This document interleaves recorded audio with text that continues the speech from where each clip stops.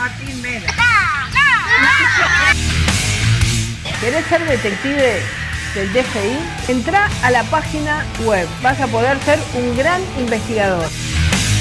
El video era para Telemount. Exactamente. ¿Y por qué Cada vez más raro. no dijo nada? ¿Se lo mandaron? No, porque nunca lo llegó, nunca lo recibió. Dios mío, ¿cómo les va? ¿Cómo les va? Muy buenas noches, bienvenidos a Veníamos Bien, acá estamos arrancando para hacerte compañía en esta semana que viene pasando de todo literal. Bueno, hoy tuvimos a la tarde el número de inflación de este mes, ya en un ratito va a estar con nosotros Facu González para contarnos los detalles. Y también nos vamos a meter, lo contábamos el programa pasado, vamos a hacer un poco un repaso de algunos sectores de la producción en la provincia de Santa Fe, cómo están atravesando este momento, bastante particular, si bien, bueno, también te lo viene contando Facu. Hay números positivos en la general de la economía para la provincia de Santa Fe, sobre todo algunos sectores, por ejemplo, la producción industrial, bueno, viene compleja. Así que hoy vamos a estar también charlando y abordando algunos de estos temas durante el transcurso de esta noche. Pero quiero arrancar con también una novedad de los últimos días, la teníamos pendiente, porque esta es una causa que nosotros la venimos siguiendo prácticamente desde su inicio. Todo comenzó con una balacera al Casino City Center de Rosario, con la muerte de un trabajador bancario que estaba fumando un cigarrillo en un balcón, y a raíz de esa investigación se descubre toda una red de juego clandestino en la provincia de Santa Fe, que en realidad venía siendo investigado ya, pero toda una red de conexiones vinculadas a esa pata ilegal, el juego clandestino puntualmente, que llegaban a la justicia, a la política, a la banda de los monos y otros círculos delincuenciales de la provincia de Santa Fe. A partir de ahí comienza la causa muy conocida como juego clandestino, la causa madre, la causa del juego clandestino, y que fue teniendo a lo largo de estos años varias novedades. Hace algunos días atrás, el 7 de noviembre concretamente, conocíamos lo que era la sentencia a Patricio Cerjal, el jefe de los fiscales de Rosario por aquel momento. Muy importante, ahora te voy a contar algunos detalles, vamos a ver de a poco parte de la foja judicial, pero no es un hecho menor lo que acaba de ocurrir en Santa Fe. Una condena después de un juicio oral, porque es el primero de los que llega a juicio oral, el resto admitió su culpabilidad, fueron a juicios abreviados y en algunos casos como arrepentidos, pero era muy importante porque tenía la lupa puesta sobre todo de otro de los imputados en esta causa que todavía no atravesó ese proceso, y hablo de Armando Traferri. Bueno, la causa del juego clandestino.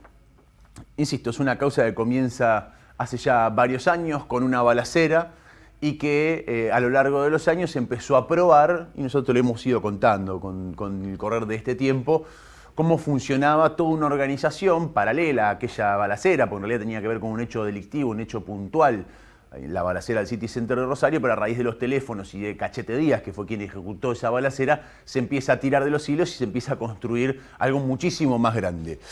Las cuatro cabezas, no la productora vieja de televisión, las cuatro cabezas de esa asociación ilícita, como consideran los fiscales, son estas cuatro personas.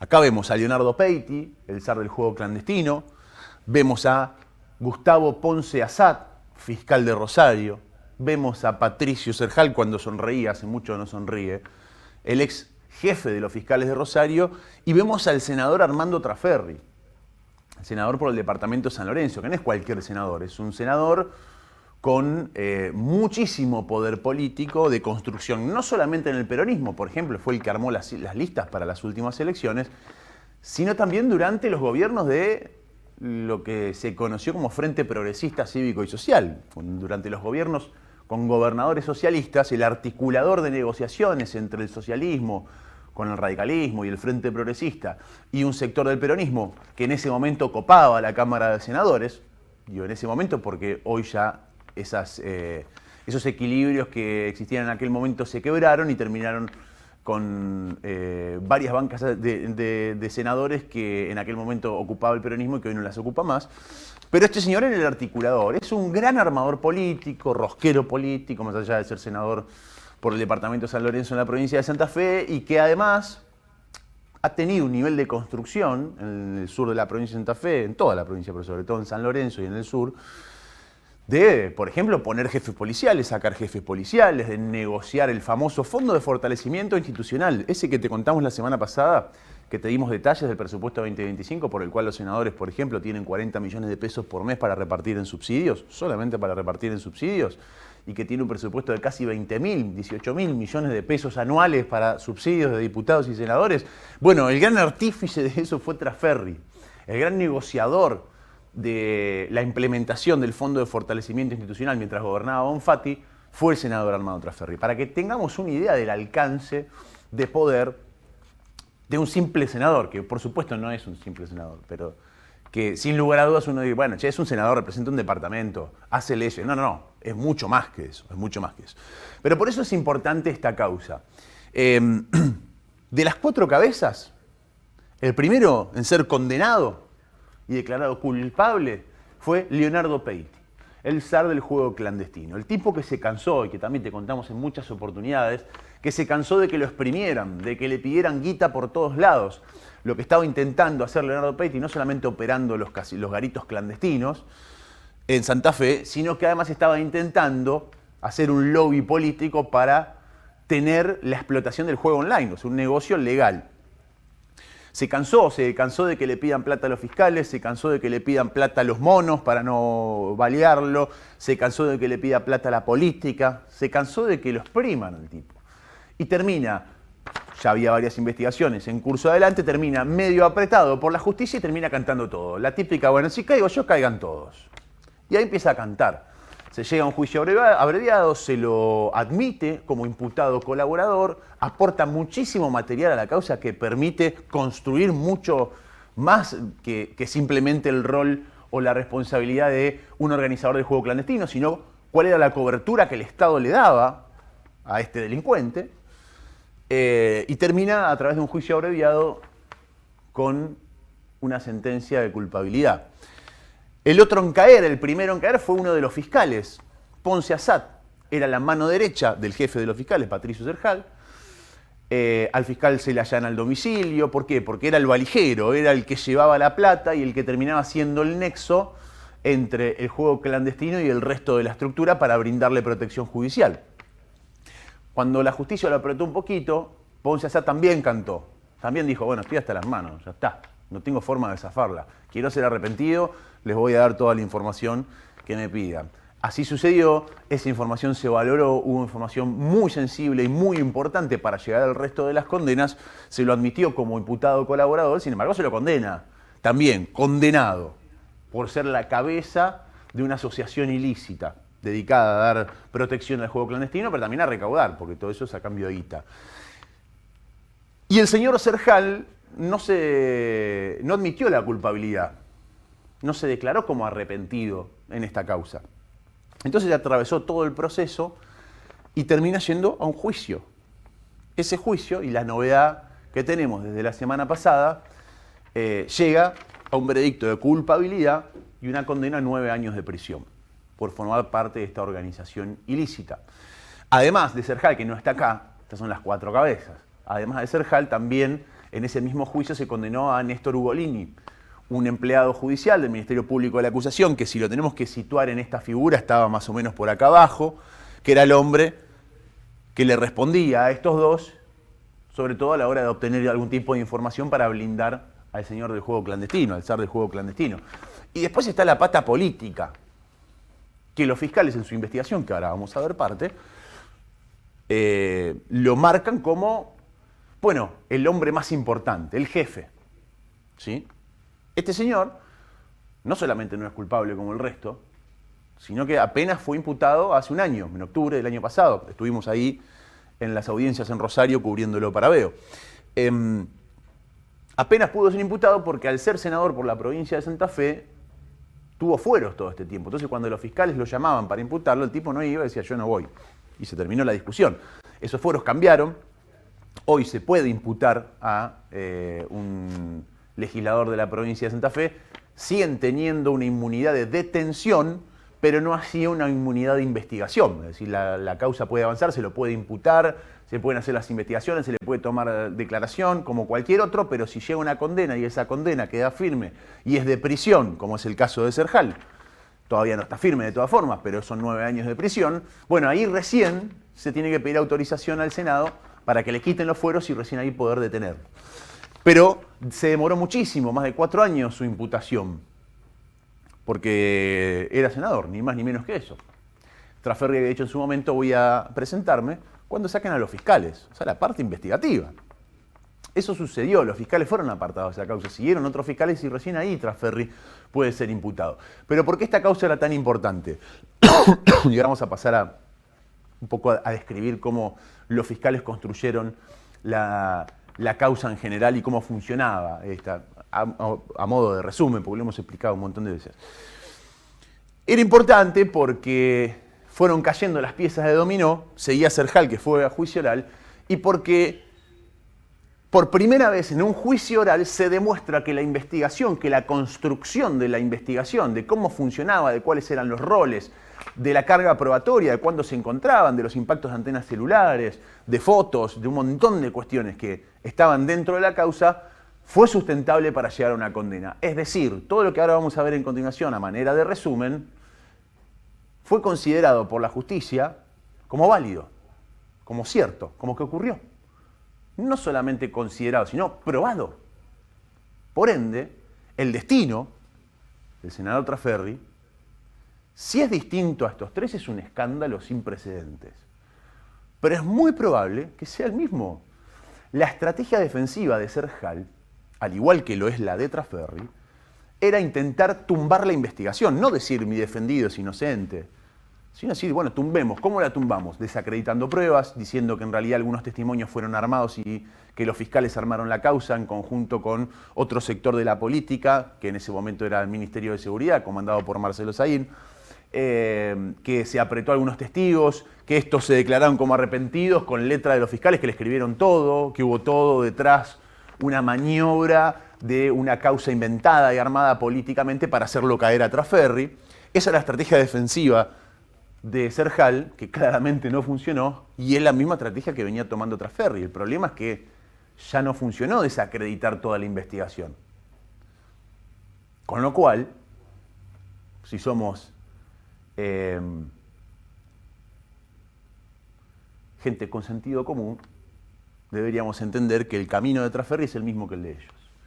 Y esto sí sería un quiebre en el sistema. ¿En qué sistema? En el sistema corrupto en el cual estamos inmersos.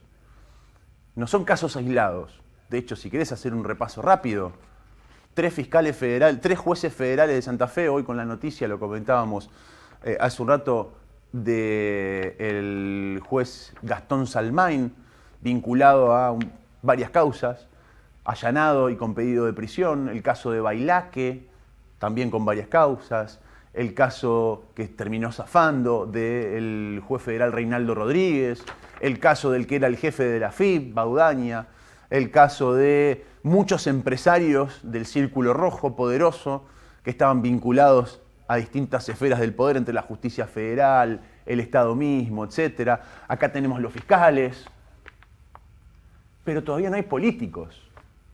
Es muy loco porque evidentemente se han roto algunas paredes en el último tiempo, muchas cosas, y muchos de los que se creyeron siempre impunes por ser tipos poderosos, ser amigo de un gobernador o ser un funcionario importante, bueno, han caído por distintas circunstancias, pero han caído.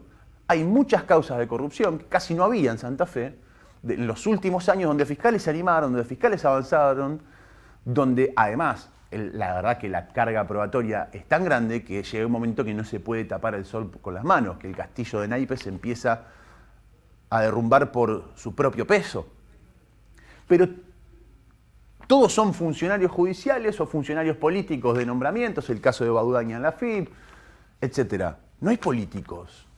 No tocó la política todavía la gran cantidad de escándalos de corrupción y de delito de guante blanco que tenemos en los últimos años en la provincia de Santa Fe. Ni uno. Ni uno.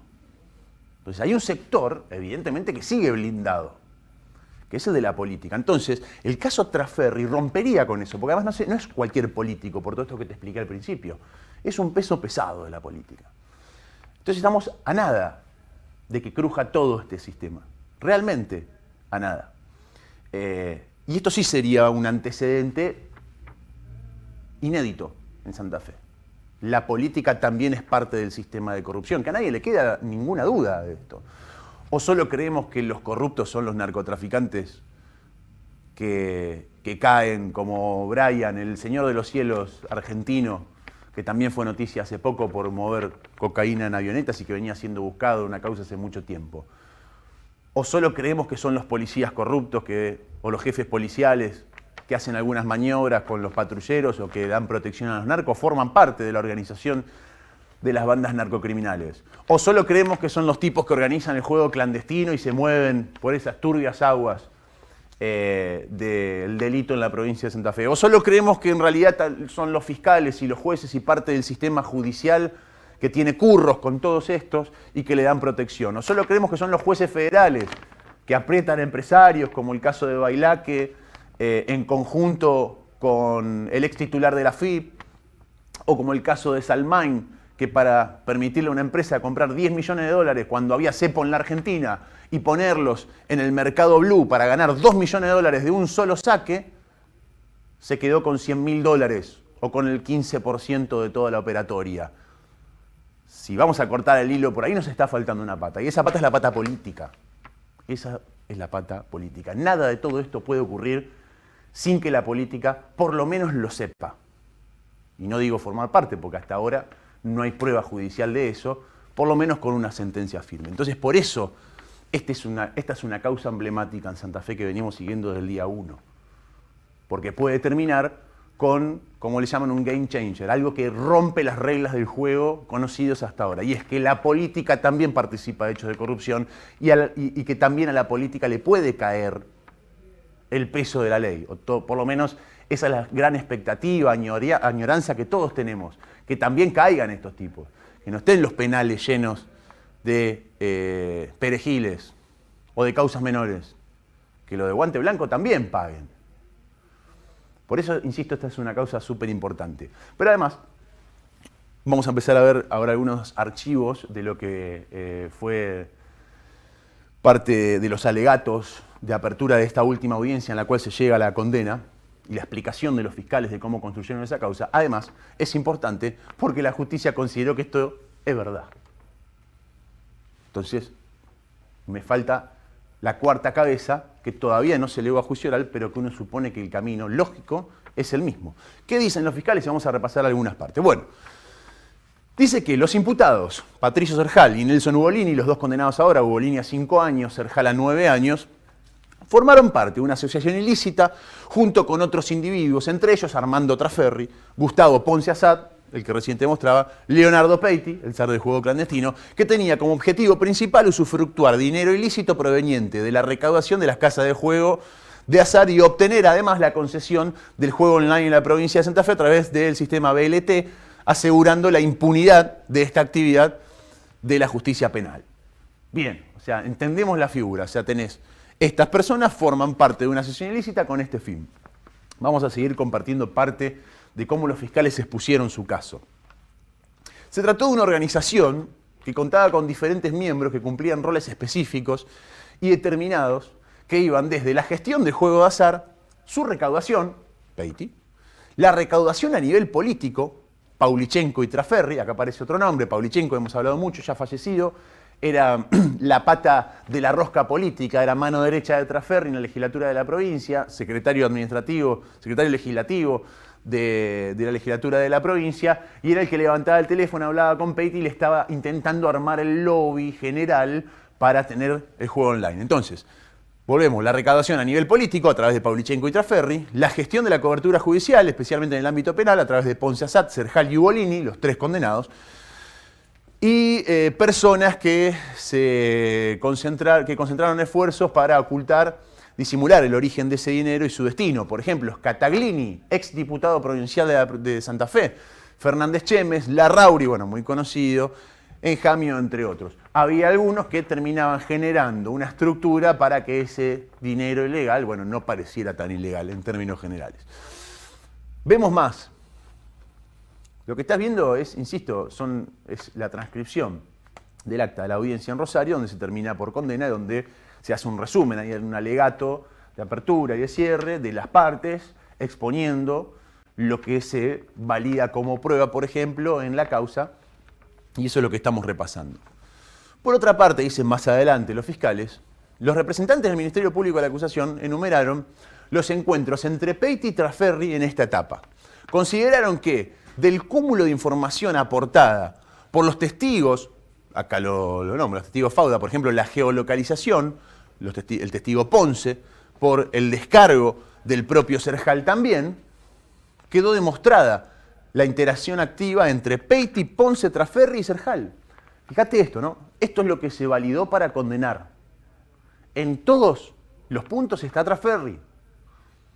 O sea, los jueces dijeron que esto era cierto y por eso lo condenan a Serjal.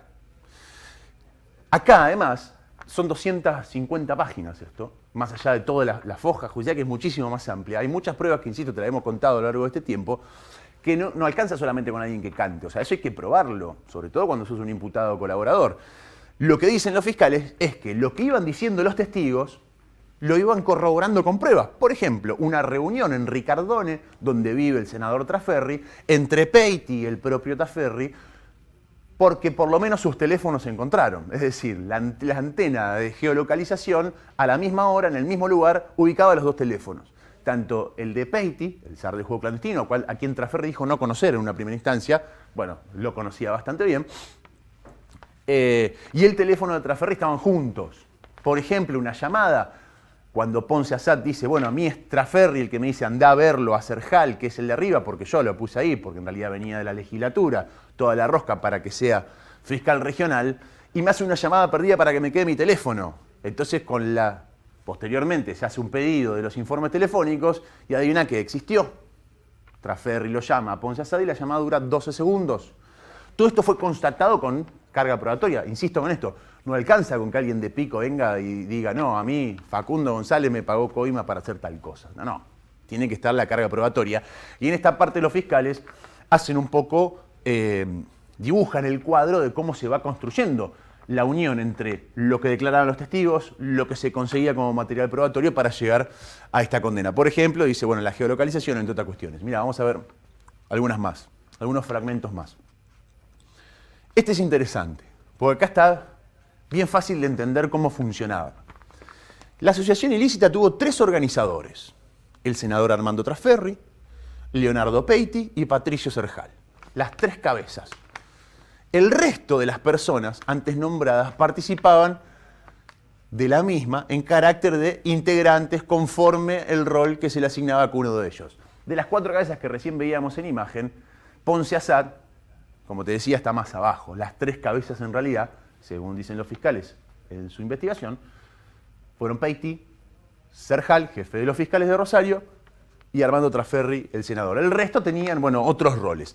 El ex fiscal regional Patricio Serjal fue el organizador de la cobertura judicial, quien, abusando de su cargo, daba directivas a Ponce Assad sobre las medidas tendientes a asegurar impunidad a Peiti, el zar del juego clandestino, en causas vinculadas al juego ilegal. El senador Trasferri le aseguraba a Leonardo Peiti la continuación de la organización, que todo esto siga funcionando. O sea, seguí porque total te estamos protegiendo. La cobertura judicial para su funcionamiento y otros favores ilícitos. Peiti tenía por misión, estamos describiendo la función de las 3 cabezas, la organización de recursos económicos, materiales y humanos para montar esta empresa ilícita destinada a la organización del juego clandestino en diferentes modalidades, pero sobre todo a recaudar plata. Porque de ahí salía la guita que iba a la justicia, según la investigación, a la política, etcétera, etcétera, etcétera. ¿Qué más? Vamos a seguir viendo algunos fragmentos. No sé, creo que me quedan 2 o 3, no recuerdo. Esto también es importante, son 4 párrafos marcados enteros. Continúa.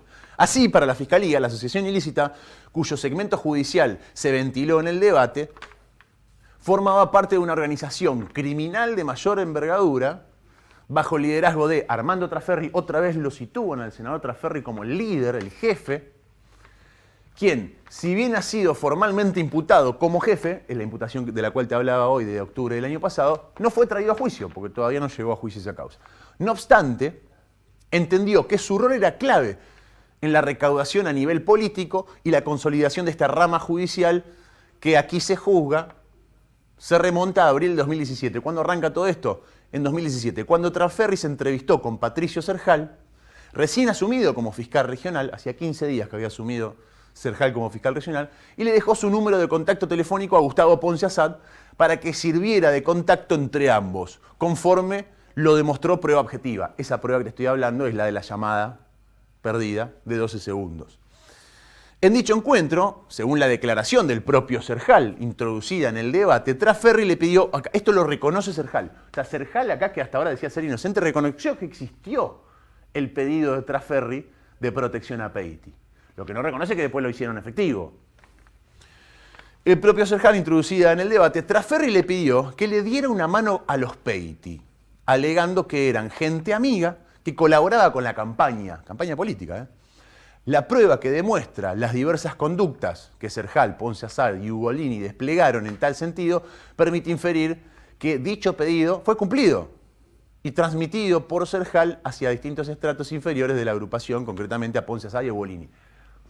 ¿Por qué se permite entender que fue cumplido? Bueno, por todo lo que se logra probar post-2017, post ese encuentro. También se incorporó información congruente con el senador Trasferri, con que el senador Trasferri no solo habría ejercido un monitoreo permanente sobre la gestión de Serjal respecto de quien según Ponce Assad influyó para su nombramiento como fiscal regional, sino que también transmitía indicaciones concretas a la pata judicial, como por ejemplo, esta es buenísima, decirle al pato, por Serjal, Patricio Serjal, ¿no? Esto se lo dice a Ponce Assad, que recauden muchachos, recauden. Textual. ¿Qué dice acá? ¿Por qué Trasferri era la cabeza según esta investigación? Porque no tenía un rol específico solo vinculado a la pata política, como el resto, como por ejemplo Serjal. Serjal, su rol específico era la pata judicial, o sea, brindarle protección a Peiti. Sino que Trasferri controlaba las otras patas, o sea, iba monitoreando lo que pasa. Hay una transcripción de una declaración en donde en un llamado telefónico Trasferri se enoja mucho porque estaba avanzando una causa en Melincué en contra de Peiti. Y Peiti decía, che, yo estoy pagando para que me protejan y me están allanando, si bien le habían avisado, obviamente. Entonces ahí se enoja Trasferri. Le dice a Serjal, che, ¿cómo es esto? Había que darle una mano, había que protegerlo. Bueno, esa causa, de hecho es muy curioso cómo todo gira, ¿no? El fiscal de esa causa es el fiscal Matías Merlo, que soy jefe de los fiscales en Rosario. Mirá qué loco. Hoy tiene el cargo de Serjal, el buen fiscal que investigó en aquel momento y que avanzó, sabiendo contra quién estaba avanzando. Y esto me hago cargo yo de lo que digo. Y también sabiendo que tenía protección judicial. Entonces, por eso el rol de Trasferri es el más importante de todos, es el jefe, porque articulaba todas las patas, porque tenía el nexo con Peiti, porque paralelamente estaba generando distintas reuniones con algunos empleados legislativos, Scataglini, Pavlichenko, cuando murió Pavlichenko, Scataglini, entre otros, para armarle todo el lobby para que le den la concesión legal del juego online a Peiti, pero mientras tanto había que blindarlo, ¿para qué? Para que siguiera generando guita, para tener un currículum impecable, porque nadie va a ganar una concesión del juego online si tenés una causa por juego clandestino, y además porque de ahí salía la plata. Hay un segmento donde, reconocido por todos los que están involucrados en esta causa, salvo por Trasferri, hay un pago de $200.000 para la campaña de Omar Perotti. Y hay una prueba de una reunión posterior donde alguien muy cercano le confirma que esa plata llegó.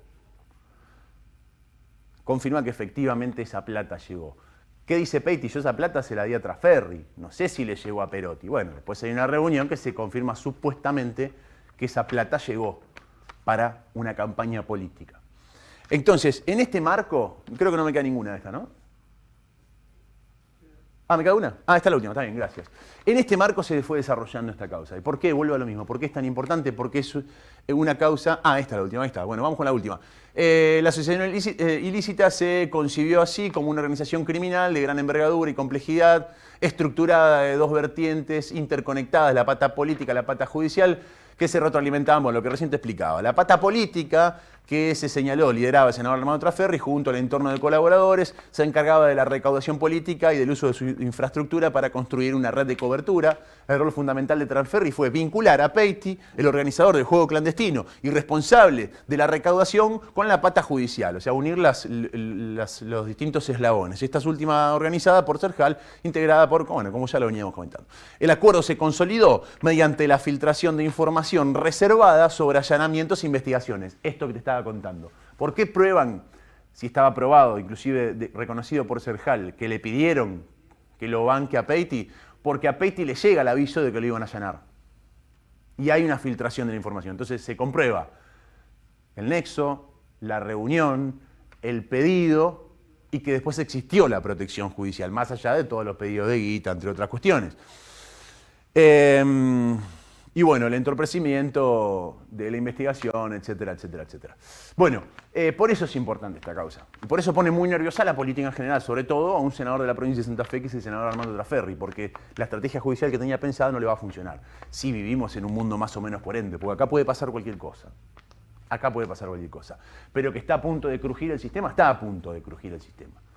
Porque sería la primera vez donde también cae la política, no caen solamente todos los otros. Insisto, es una causa que venimos siguiendo, que es una causa que tiene mucha influencia, que tiene mucho... Mientras tanto, Traferri redactó nuestra nueva constitución, armó las listas de los candidatos, sigue estando en la legislatura.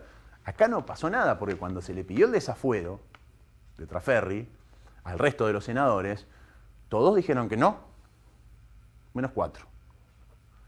El resto, todos dijeron no le vamos a quitar los fueros. Lo protegieron corporativamente, sin importar el sello y el partido político.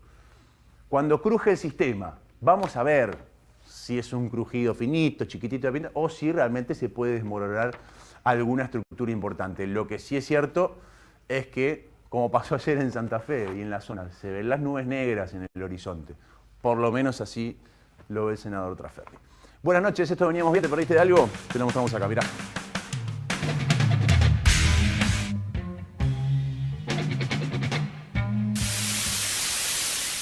Esta es la sede de la Superintendencia de Investigaciones Federales de Policía Federal, Evaristo Meneses, Madariaga y General Paz. De ahí una comitiva, por supuesto encabezada por personal de la Fuerza, ahí lo vemos.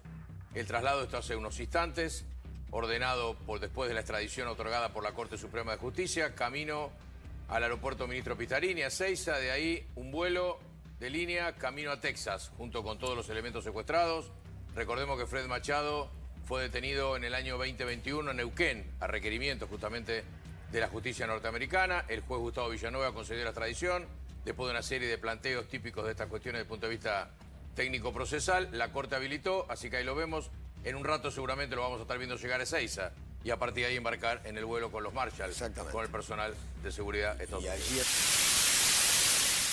Bueno, ha sido una reunión positiva, cordial, productiva y bueno, veo con buenos ojos que se abra una nueva etapa, ¿no? Que nos permita dialogar y esta etapa poder generar consensos que nos permitan mejorar la calidad de vida de los argentinos. Es un factor central, ¿no? Cambiar la anterior etapa, que era de agravios, de insultos, a una etapa que hoy saludo, que es una etapa de cordialidad, de diálogo y que nos permite avanzar en los temas importantes de la Argentina. ¿Hay espacio para volver a confiar en el gobierno? Yo creo que el gobierno también entendió el mensaje de las urnas y claramente después del mismo, y aparte lo que está pidiendo toda la Argentina, ¿no? La posibilidad de buscar acuerdos, de buscar consensos. El diálogo es muy bueno, pero después del diálogo uno va planteando y después, bueno, hay que tener síntesis y llegar a conclusiones. Al igual que su padre, a mí Tamara me parece de las mejores personas que yo he conocido en mi vida, humanamente hablando, quiero aclararlo. Conozco a su padre, que es uno de los tipos más divertidos que he conocido. Vine un día a hacerme un reportaje para la televisión china. Le dije, ok, dale, comamos antes. Ese día Ernesto Tenenbaum me había maltratado en su programa de radio. ¿Cómo? Hay una variable Tenenbaum en lo que Ernesto estás contando. Tenenbaum, claro. O sea, fue Tenenbaum. No fue Tenenbaum. Una crítica al programa te referís. Un poco fue En su Tenenbaum. programa, digo. Claro, me mató a la mañana, hizo una crítica sobre el gobierno y yo cuando llegué a Un Tamara poco le digo... fue Tenenbaum, es lo único que quiero decir. Sigamos. No, pobre Ernesto no tiene nada que ver con esto, pero estoy contando... Un poco tiene que ¿Pero ver. qué había hecho una crítica de tu gobierno? Me había tratado muy mal, Ah, me vamos. había tratado muy mal. Entonces le digo a Tamara, che, vos me conocés a mí, ¿por qué dejaste que Ernesto me trate así? Entonces le digo, vamos a hacerle vamos a mostrar a Ernesto que dentro de su programa tiene alguien que me quiere mucho. Y así surge la charla esa. El video era para Tenenbaum. Exactamente. ¿Y por qué cada vez más no raro. dijo nada? ¿Se lo Exacto, mandaron? no, porque nunca lo llegó, nunca lo recibió. ¿Saben por qué? Porque nunca Tamara dijo lo que yo le pedía que dijera. O sea que no es lo que quiere el fondo, ni lo que quieren algunos grupos de inversión privada, de fondos de inversión fuerte. No, como te digo, yo respeto al que piensa eso. Incluso te diría, si flotáramos, hasta podría funcionar bien. Por eso digo que... O sea, una flotación libre podría funcionar bien. Podría funcionar bien. Pero no están seguros. Pero en términos de, digamos, esa decisión ajustada por riesgo no vale la pena, porque lo que nosotros estamos haciendo con las bandas es flotar de manera gradual. Entonces estamos logrando el mismo efecto, pero acotándole el riesgo, digamos, dándole más tranquilidad a la gente. Vos no te vas a levantar mañana y va a haber habido un cimbronazo y el dólar... Si el dólar sube al techo de la banda, bueno, de ahí no pasa. Así que andá a dormir tranquilo, que con el dólar no pasa nada. Bueno, How does a $20 billion bailout of Argentina help Americans? You're the president's point person on that. Can you explain to those here who are feeling the pinch, including America's farmers, why the United States is helping out Argentina? Well, do you know what a swap line is? It's currency swap, yes. Yes, but what is that?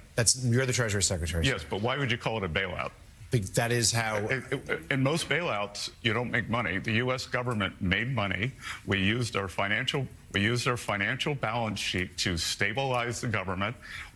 One of our great allies in Latin America, during an election, the president there won in a landslide. The government's going to make money, and I would rather use peace through economic strength than have to be shooting at narco boats coming offshore if the government collapsed. We have a generational opportunity in Latin America to create allies. We just saw an election in Bolivia. We're probably going to see an election in Colombia. We've seen them in Ecuador. We're going to see them in Chile. So by stabilizing the economy there and making a profit, then that's a very good deal for the American people.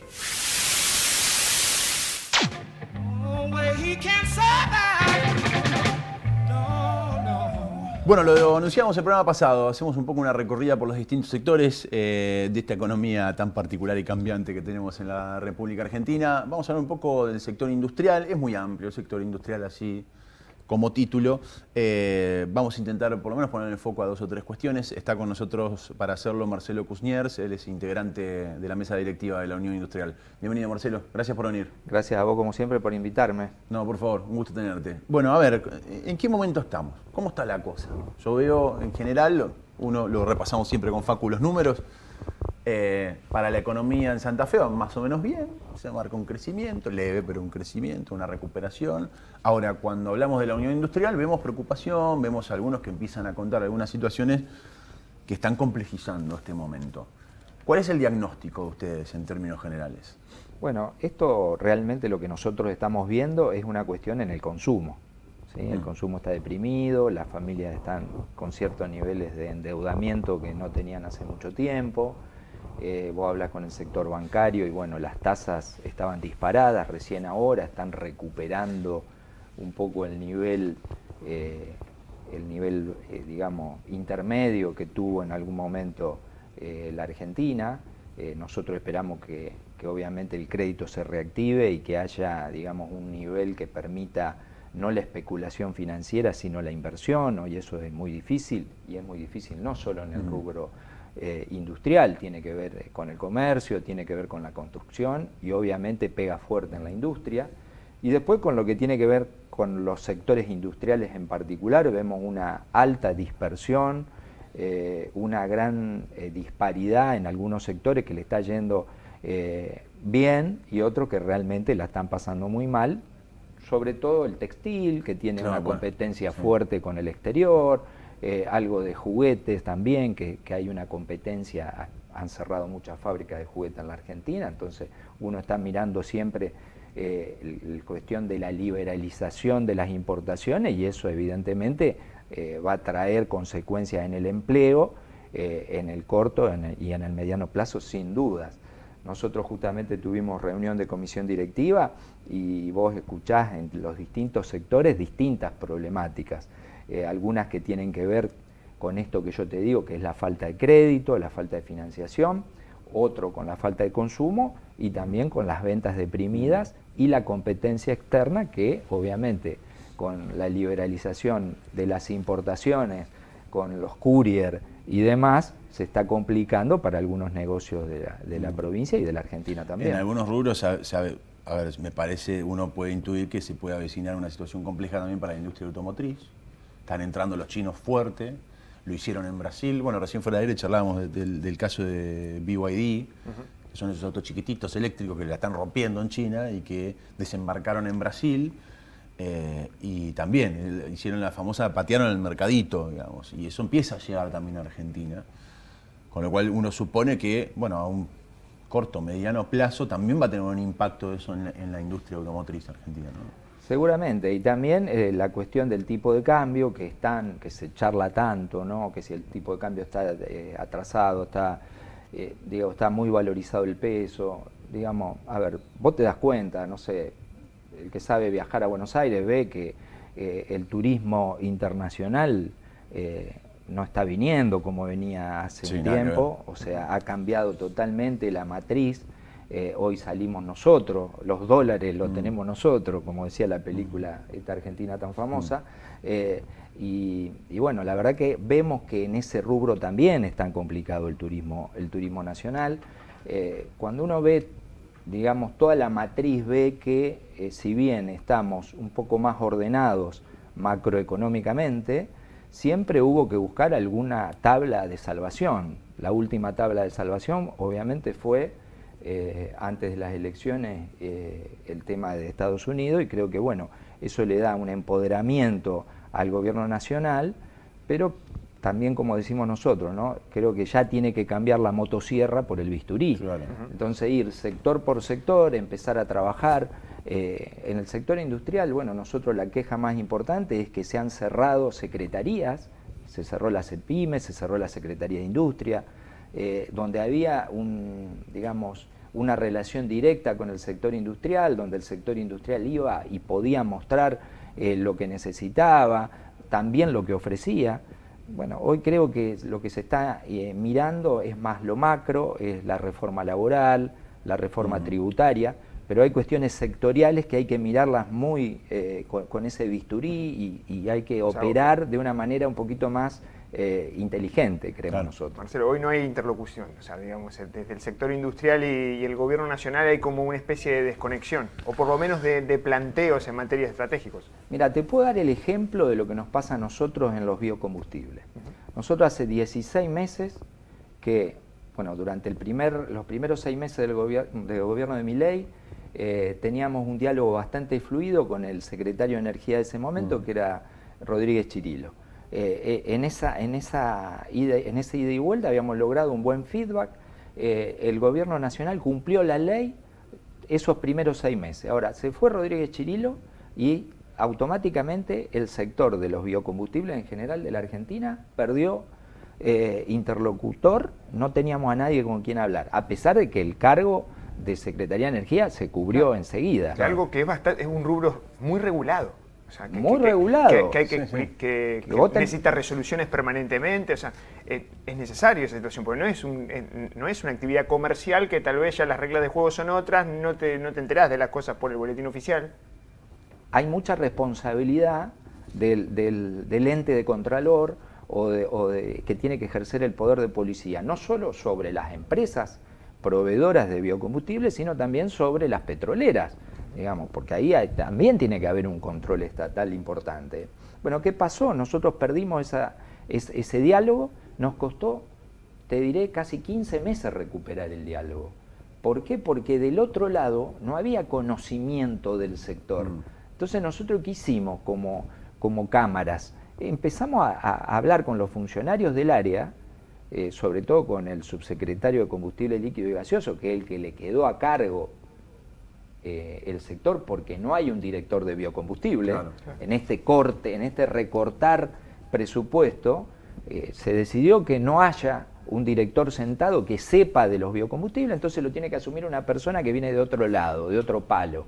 Entonces, bueno, nosotros con herramientas profesionales, con nuestros técnicos, bueno, con nuestros ingenieros, tuvimos que enseñarle lo que era a esta gente que vino a hacerse cargo de nuestro sector desde el lado del Estado, a explicarle lo que era el sector de los biocombustibles. Y lo entendieron recién hace 1 mes y medio, 2 meses. En ese camino quisieron modificar la ley 27640, quisieron prácticamente, te diré, derogarla, liberalizar el mercado de los biocombustibles. Claro, para explicarle a la gente que no está de lleno en el rubro. Digamos, hoy hay un mercado, como decía Facu, regulado. De hecho, hubo mucha discusión en el Congreso de la Nación, con una presentación de la ley en su momento, para decir, bueno, a ver, ¿cuál es el porcentaje de mezcla y en el cual tiene que participar en tu sector? Explicarle un poco a la gente cómo funciona eso. Bueno, esto es bastante complejo para el que no conoce el rubro nuestro y el contexto empresarial de que estamos hablando. A ver, cuando vas a cargar combustible en el surtidor, si vos te das vuelta vas a ver en el surtidor del gasoil premium, vas a ver una calco que dice biodiesel al 7,5%. ¿Qué quiere decir? Que no solo estás cargando petróleo en tu tanque, ahí estás cargando 7,5 de biodiesel que se genera en 25 plantas alrededor de la República Argentina, ¿sí? ¿Por qué se carga biodiesel y por qué se mezcla? Justamente porque la Argentina entró en un momento, en la ley 26.093, miraba lo que estaba haciendo el mundo, y el mundo iba hacia una transición energética que tenía que cuidar la salud de las personas. Sí, mucho más ecológico. Digamos, ese es el objetivo de una regulación como esta, de obligar a la petrolera a que no meta todo gasoil contaminante en el surtidor, sino que haya un porcentaje, y que ese porcentaje de biodiesel no solo cuida la salud de las personas, sino que da arraigo rural, porque estas plantas están radicadas en el interior profundo de la República Argentina. Bueno, la mayoría están en Santa Fe, o sea, en nuestra provincia, no sé si la mayoría, pero... Mira, tenemos la capacidad productiva más grande del país. ¿Por qué? Porque no solo hay pymes, sino también hay grandes crashing, Bunge, Cargill, que eso está pensada, la ley 26.093, que fue la ley de 2006, estaba pensada para el mercado externo y para el mercado interno. Entonces a las pymes se le dio el mercado interno porque no teníamos la escala suficiente, o no se planificó una escala suficiente para exportación. Entonces se dividió el mercado. En esa división de escalas productivas, las 6 grandes de la Argentina tenían el mercado externo. Son las que pueden exportar. Exactamente, biocombustible, tanto biodiesel.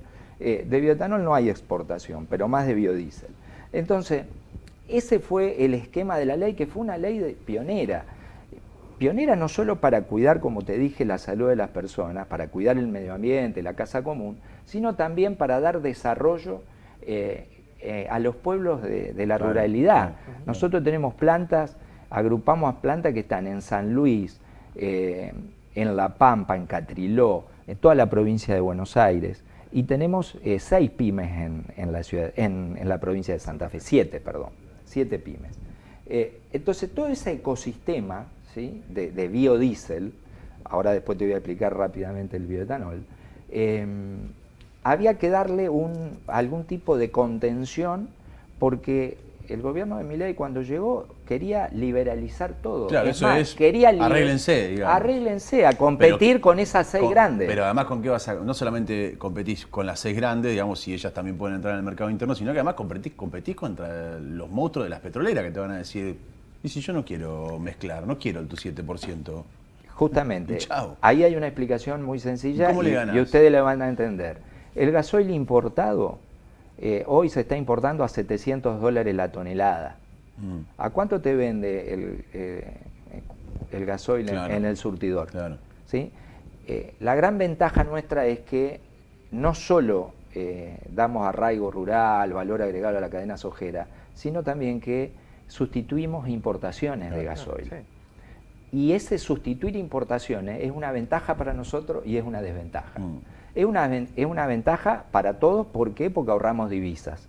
Pero una desventaja porque les quitamos de ganar mucho a las petroleras. Imagínate que si está importando a $700 la tonelada y te está vendiendo el litro a 1.500 pesos, 1.600 pesos, realmente ahí hay un negocio que a nosotros nos es muy difícil compensarle a la petrolera. ¿Crees que en este caso puntual el gobierno nacional va a avanzar en una liberalización, pongámosle, del mercado, o que entendieron cómo funciona el asunto y crees que va a ser más tendiente a intentar mantener o a cumplir la ley como lo hicieron en un principio?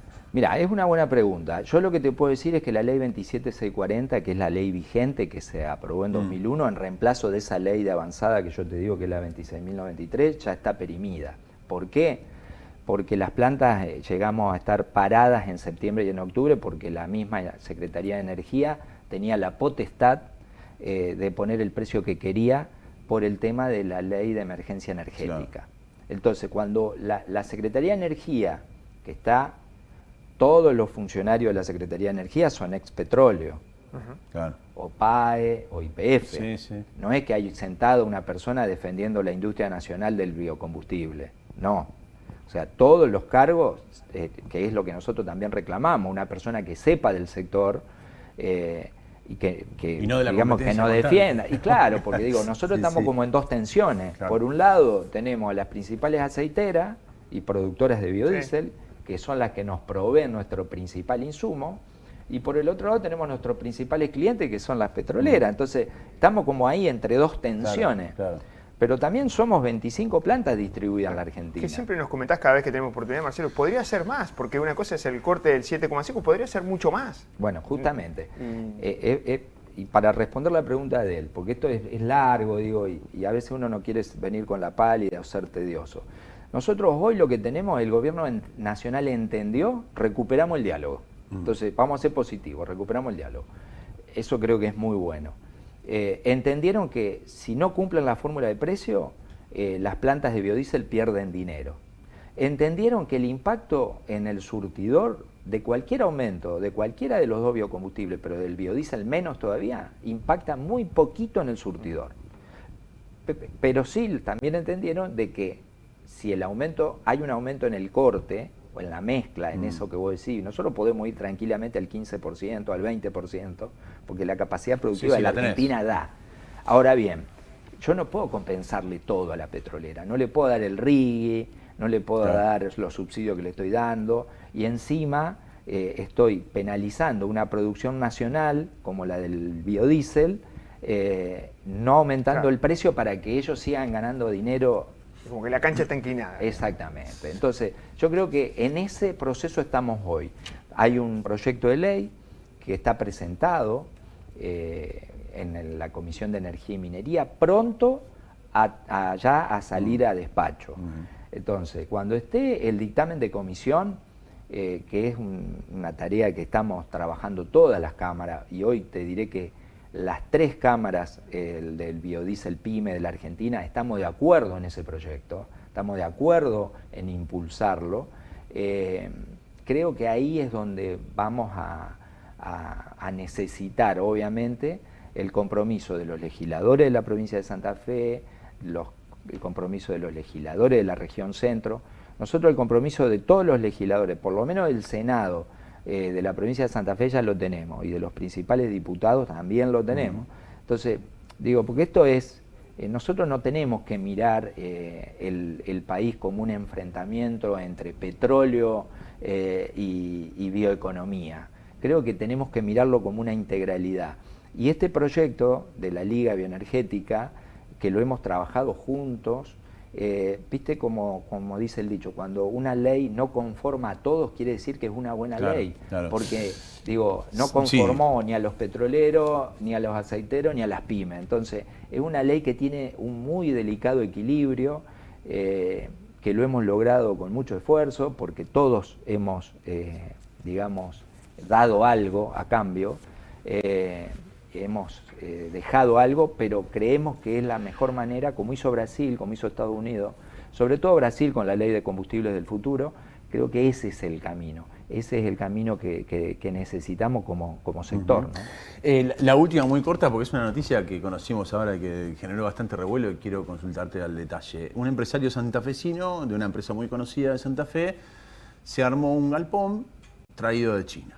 O sea, se trajo hasta los tornillos, la ménsula, la chapita, absolutamente todo. Evidentemente evaluó que le convenía mucho más importarlo al galpón, desarmado obviamente, no bien armado el galpón, importarlo e instalarlo y que se ahorraba, digamos, un número considerable. Pero bueno, fue una noticia de impacto porque muchos dijeron, ¿cómo? Hasta un galpón me puedo traer de China y lo puedo armar. No es nada ilegal, digamos, sino sencillamente es, bueno, ok, estas son las condiciones del mercado, lo cual empieza a encender más alarmas de las que ya están encendidas, sobre todo bueno, en caso rubro de la construcción, por ejemplo. Es decir, ¿por qué yo que monto galpones me van a contratar a mí si se lo traen a mitad de precio de China?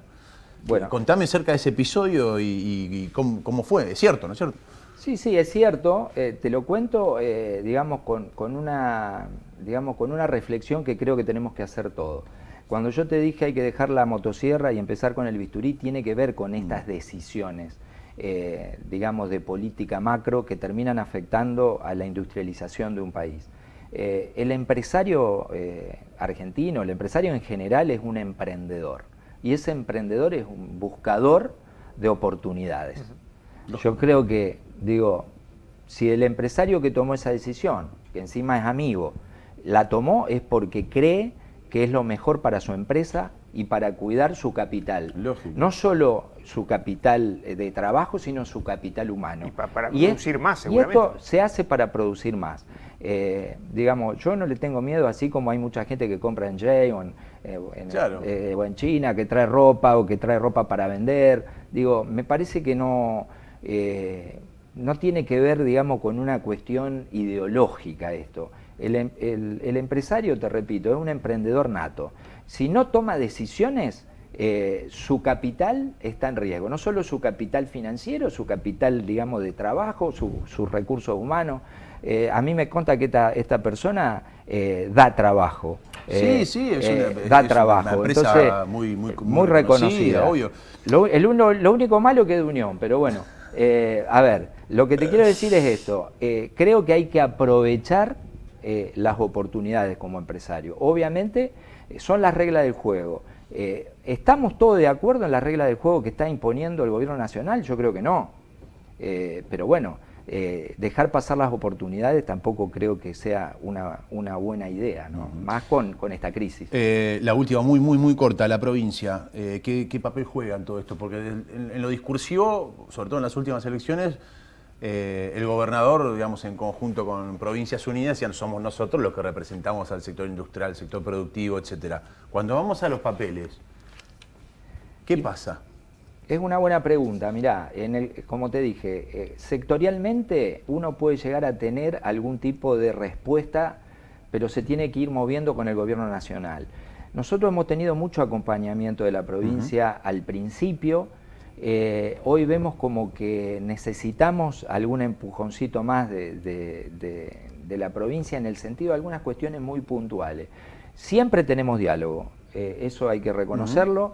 Tanto el ministro de la Producción como el mismo gobernador están atentos a las necesidades de la industria. Evidentemente les ha tocado, digamos, un momento político donde ir a golpear al gobierno nacional no siempre trae resultados. Y bueno, creo que ahí es donde nosotros como empresarios tenemos que acompañar y tenemos que seguir haciendo fuerza entre todos para lograr que la industria santafesina se recupere y se recupere lo antes posible. Gracias, Marcelo. Un gusto siempre charlar con vos. Gracias. Hacemos un corte. Te aclaro que soy dueño yo también, por las dudas. Hacemos un corte, no te vayas. Ahora lo discutimos.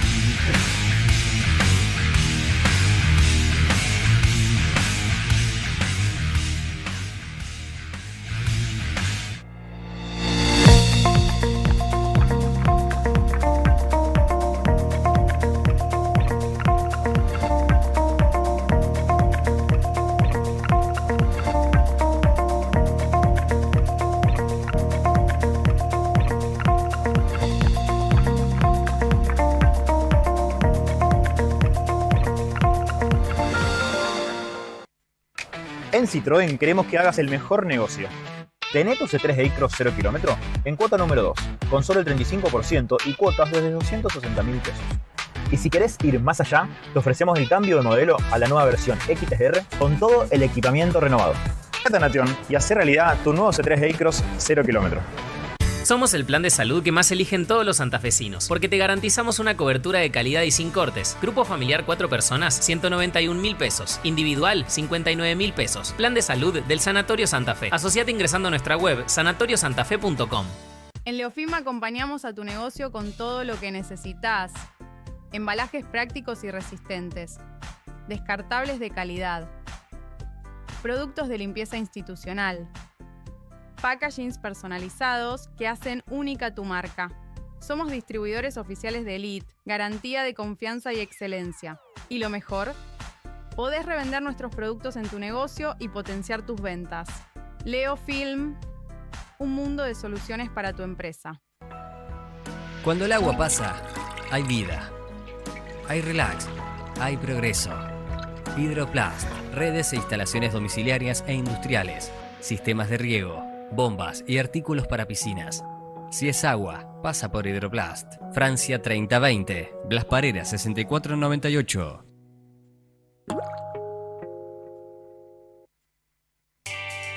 Proyectar es animarse a hacer algo nuevo. Y eso hacemos en Pilaí desde hace más de 45 años. Nuevas formas de vivir y de invertir, que impulsan la economía, que transforman ciudades, porque el futuro no es algo que se espera. Tenemos que desarrollarlo, juntos. Hagamos algo nuevo. Pilaí, desarrollos que te proyectan. Piedra, papel, tijera, casco. ¿Qué decís? ¡Gané! El casco le gana todo. En la ciudad de Santa Fe, ahora las fotomultas alcanzan a los motociclistas. Queremos cuidarte. Con el casco, vos también ganás. Municipalidad de la ciudad de Santa Fe.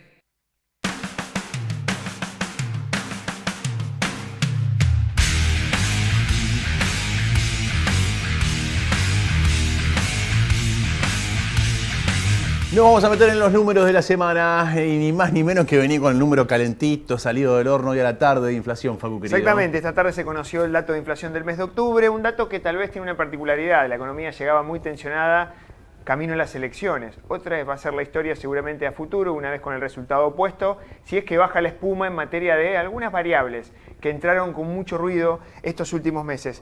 En definitiva, 2,3% la inflación del mes de octubre, la más alta de los últimos 6 meses, medio año, y tenés el nivel más alto de inflación.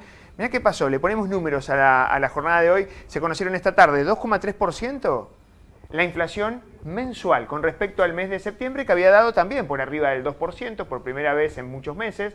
La inflación venía transitando por debajo del 2%, lamentablemente volvió a estar por arriba, al menos con segundo mes consecutivo con aceleración. Subió en septiembre, 2,1, 2,3 en el mes de octubre. Hubo casi cierta coincidencia con las consultoras privadas. En lo que va del año, 25% la inflación, 24,8%, y este dato, 31,3% la interanual, que habla obviamente el reflejo o da reflejo a lo que es la desaceleración de los aumentos de precios promedio en una economía como la Argentina. ¿Por qué? Porque si tomás en cuenta esta misma foto del año 2024, la inflación mensual era del 2,7%, muy similar, de octubre 25 contra octubre 24.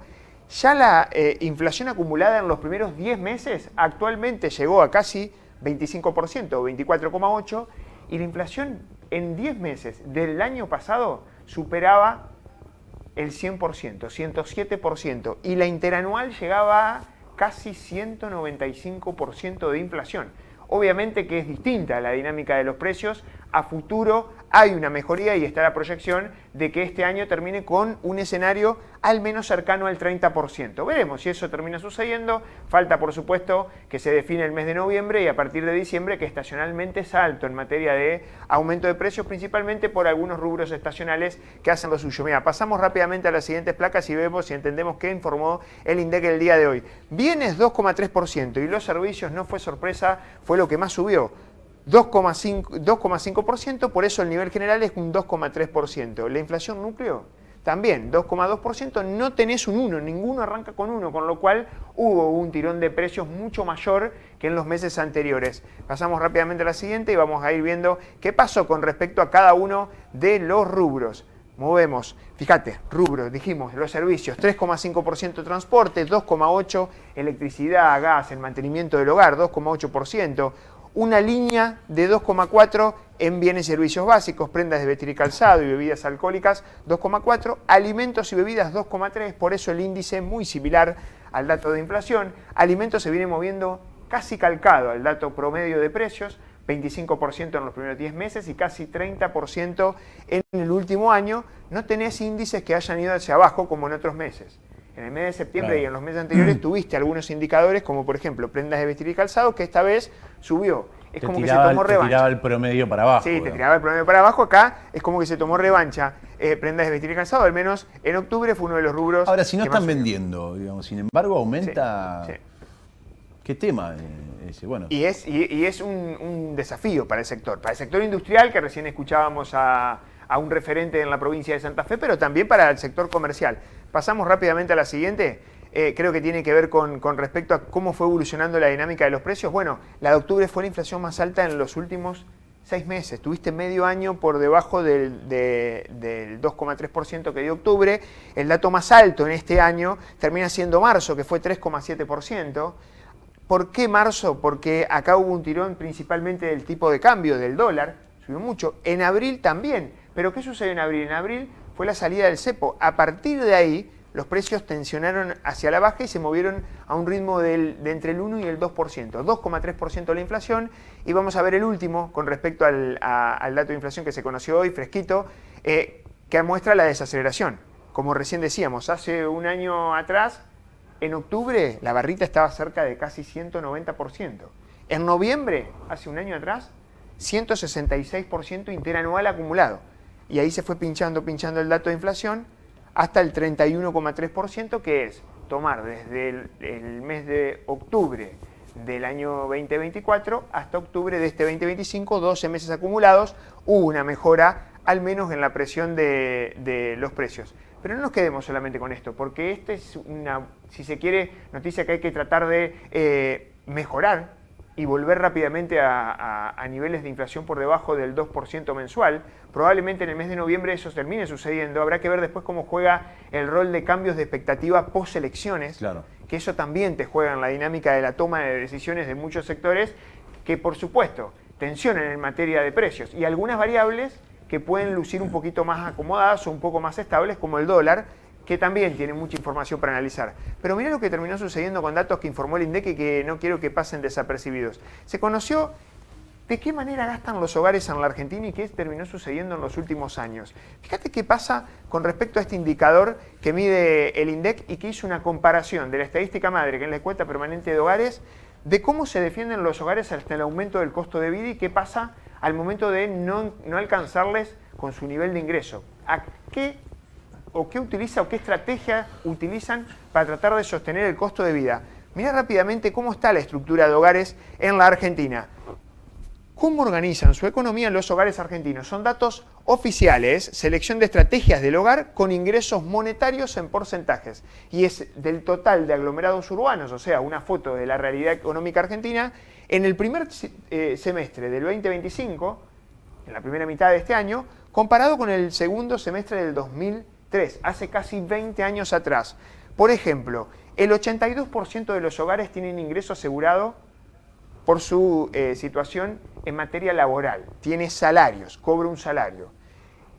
El 35% de los hogares en la Argentina cobra algún tipo de jubilación o pensión como único nivel de ingreso.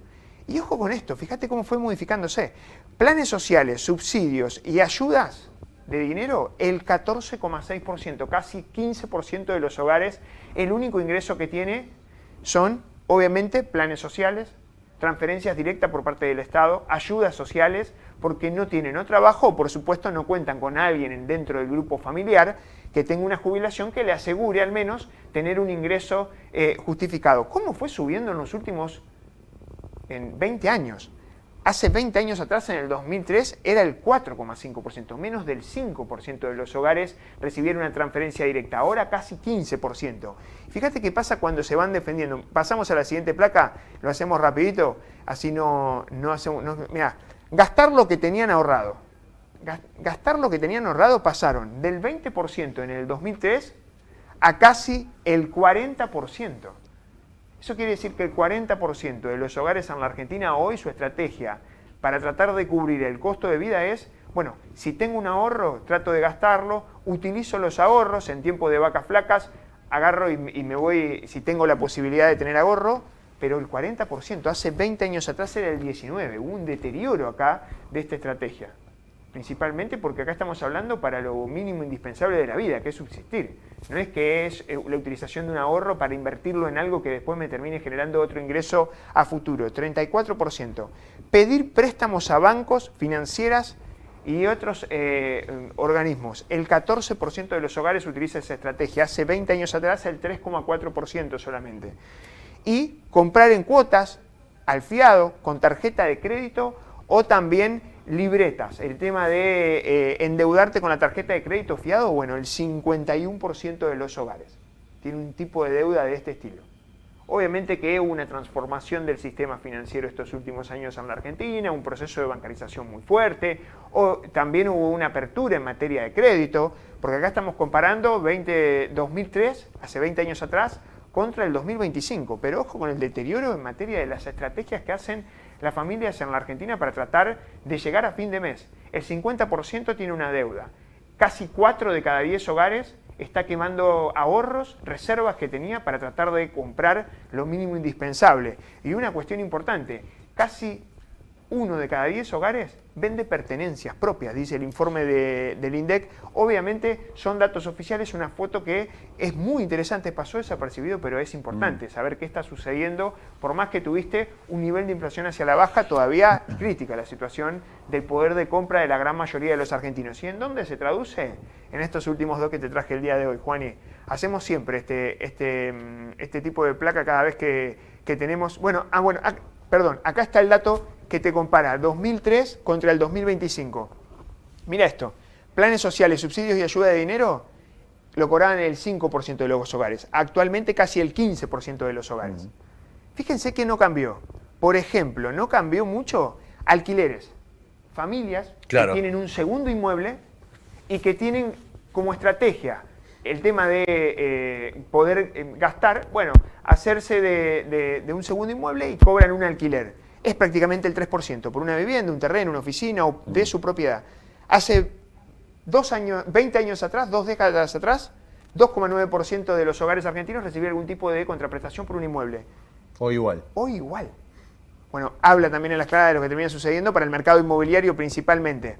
Ganancias de algún negocio en el que no trabajo. Tengo un negocio, soy el propietario de ese negocio, 0,2% de los hogares en la Argentina. Háblame de músculo emprendedor acá. Y ojo que acá está tomando la economía formal y la economía informal. La gran mayoría, trabajo remunerado, 82%. Y esta parte es brutal. Otras estrategias, gastar lo que tenía ahorrado, el 40%. Pedir préstamos a familiares, amigos, el 16%. Pedir préstamos a bancos y financieras, el 14,2%. Vender pertenencias, el 9,3%.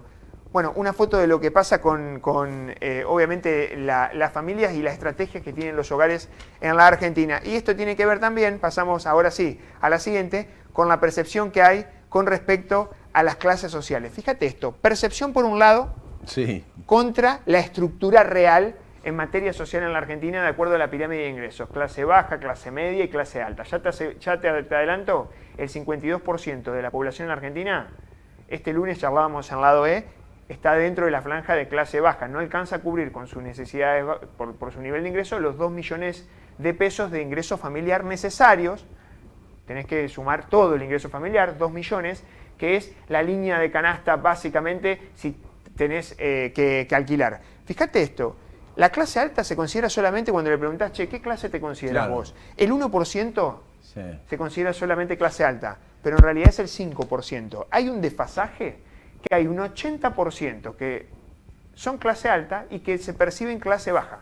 le da como vergüencita. Claro, media alta. No, yo no soy clase alta. Claro, exactamente, Claro, no soy clase alta. Para ser clase alta necesitas ingresos por arriba de los 6.500.000 pesos en la Argentina. Claro. Está tan achatada la base que con 6.500.000 pesos estás en el 5% de la población. Lo loco es que un tipo que tiene ingresos por ponerle que tiene 7 millones, que tiene un negocio, digamos, Claro. que da empleo, etcétera, bueno, 7 millones. O sea, para la estructura social real es clase alta. Ahora, ese es igual de clase alta que Galperín. Exacto. No tiene mucho No sentido. está completamente Galperín vive en Uruguay, pero por él. Pero eso sucede, Juan. Pero paga impuestos cuando le preguntas, che, ¿te considerás clase alta? No.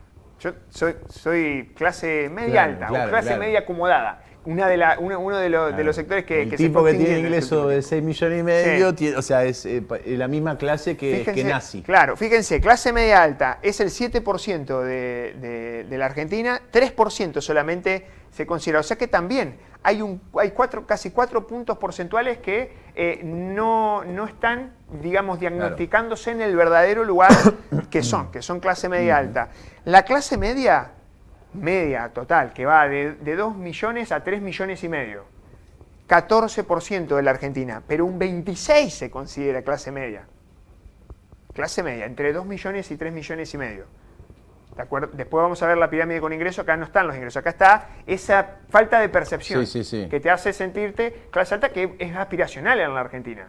Ahora, si mandás tus chicos a un colegio privado, si no tenés que pagar alquiler porque tenés una casa y sos propietario, si tenés un auto, si haces un viaje en avión o al exterior, considerate clase media en la Argentina alta, clase media alta, porque estás muy por arriba del promedio de la población argentina que no puede hacer nada de todo eso y ni mucho menos tener bienes. Y eso habla a las claras de lo que fue un derrumbe en estos últimos años de la estructura social en la Argentina, de una estructuralización muy fuerte en la clase baja, que no puede permear a las clases superiores, y una constante tensión de la clase media que se ajustó, de la que más se ajustó estos últimos años, y hay una cierta estructuralidad también que pase lo que pase, lo hemos conversado en otras oportunidades, la clase alta no le mueve el amperímetro, de hecho, por ahí saca algunas ventajas de las reglas de juego y todavía consolida su posición.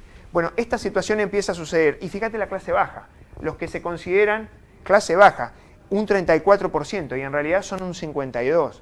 También hay una cierta, entre comillas, falsa percepción de ser clase media, pero que no te alcanza la nafta, y lamentablemente por tu situación de ingresos sos clase baja, que es la peor de las fotos, ¿no? Pensar que... Obvio, más de la mitad. Claro, más de la mitad, 52%, pero solamente el 34%. Si tomás clase media baja y clase baja, tenés más del 70%. Eso es el casi 80%, casi el 35% de clase baja, que hoy está en clase baja, se considera clase media y no lo es. Bueno, esa es una foto. Ahora vemos la pirámide, por último, 52%. La línea de pobreza está casi en 1.100.000, como dijimos. Por debajo de los 2 millones serías por mes clase baja. En el medio tenés los 2.300.000 para ir peleando un poco de alguna manera. Como dijimos, en promedio 3 millones y medio serías clase media común. Clase media acomodada hasta los 6 millones y medio, y por arriba de los 6 millones y medio, después hablamos los promedios, pero de 6 millones y medio serías clase alta. Ojo con esto, 43% de la sociedad, antes, hace un par de años atrás, no mucho más, hace casi 15 años, estaba más cerca del 50-55% de la sociedad argentina, clase media, dentro de las distintas etapas de clase media. Hoy el 43% ha perdido muchísimos puntos en el camino, fue la más golpeada y por supuesto no es que se fue hacia acá arriba, se acható la pirámide hacia abajo. 52% de la Argentina pobre por su nivel de ingreso y casi 4 de cada 10 hogares quemando ahorros, reservas, préstamos, pagando tasas de interés porque no le alcanza a cubrir con su nivel de ingreso el gasto de vida. Gracias, Facu. Última tanda, ya seguimos.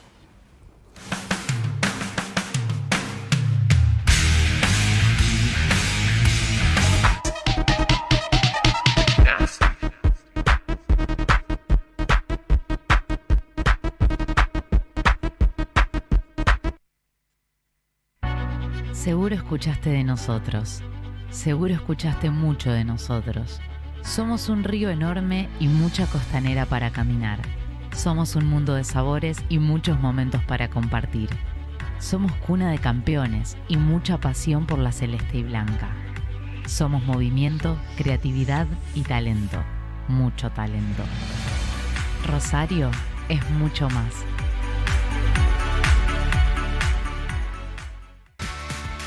¿Y si el que se cae es él?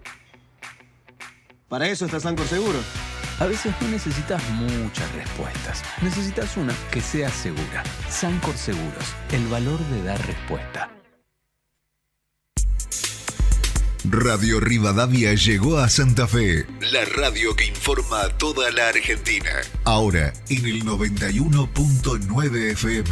Las voces más influyentes de la radio están acá. Jonathan Viale y su mirada aguda. Cristina Pérez con la información al instante. Y Nelson Castro para debatir los temas más importantes. Sintonizar Radio Rivadavia en el 91.9 FM y conectate con la mejor información. Radio Rivadavia, ahora en Santa Fe. El futuro es eléctrico y el nuevo Bike EU5 te lleva hasta ahí. Una nueva forma de moverse ágil y 100% eléctrico. Con una batería de última generación podés hacer hasta 500 kilómetros y además es de carga rápida. Esto quiere decir que el 80% de la batería lo cargas en media hora. ¿Querés conocerlo en profundidad? Esperamos en Nation. Somos Calma, la primera autoescuela pensada exclusivamente para las mujeres en la ciudad de Santa Fe.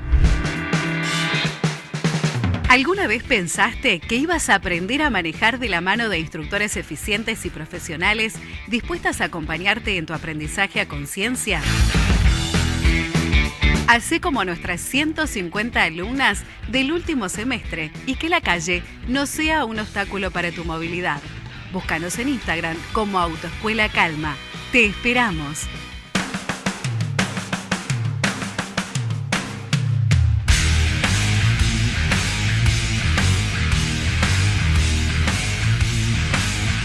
¿Cómo anda mi amigo Damián? Daniel Turn con nosotros, ¿eh? Muy bien acá. Hoy ya venís con el capítulo, ya lo vi a la entrada y es muy fuerte. No, bueno. Pero no voy a opinar. No me spoilees. Por eso, no. Pero voy a autoespoilearme. Te autoespoileaste solo porque lo pusiste al principio. Lo de Alberto pasó en el zapping. Sí. Así que por ahora lo vamos a dejar hasta ahí. Ok. Pero bueno, si sigue hablando Alberto, Juani, vendrán gobiernos de Javier Milei, Karina, Conan y el oso Arturo, porque no hay cosa que te dé más campaña política a la oposición que salga Alberto. Totalmente. Pero bueno, pasó en el zapping, nos metemos en el en que andan del día de hoy. Juani, vos que estás del otro lado, este mensaje es para vos. ¿Querés ser detective? Cuando eras chico, ibas a la biblioteca de la escuela, qué viejo que quedé, y leías algo de Sherlock Holmes. ¿Querés investigar? ¿Querés ser parte del equipo de investigadores del Ministerio de Seguridad de la Nación aquí en la República Argentina? Mira, esta invitación de Patricia Bullrich es para vos. ¿Querés ser detective del DFI como Sherlock Holmes? Hacés la carrera de investigador del delito. ¿Qué se necesita? Que seas graduado universitario, profesional. Yo sé que ustedes me preguntan cómo entrar a las fuerzas de seguridad. Acá tenés una oportunidad para graduados universitarios en el DFI de la PFA. Entrá a la página web argentina.gov/seguridad/PFA. Vas a poder ser un gran investigador.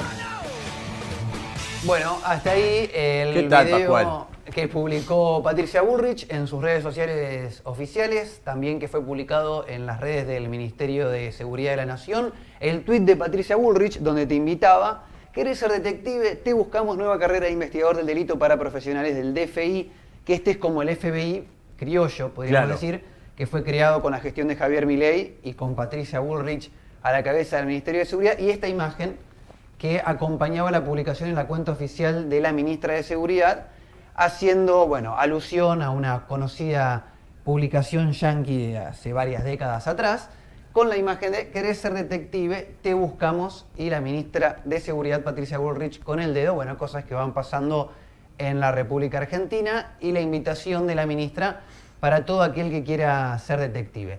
Quisiera ver también qué carrera universitaria te piden. Ahí me quedó la duda, no entré todavía al link. Yo entré.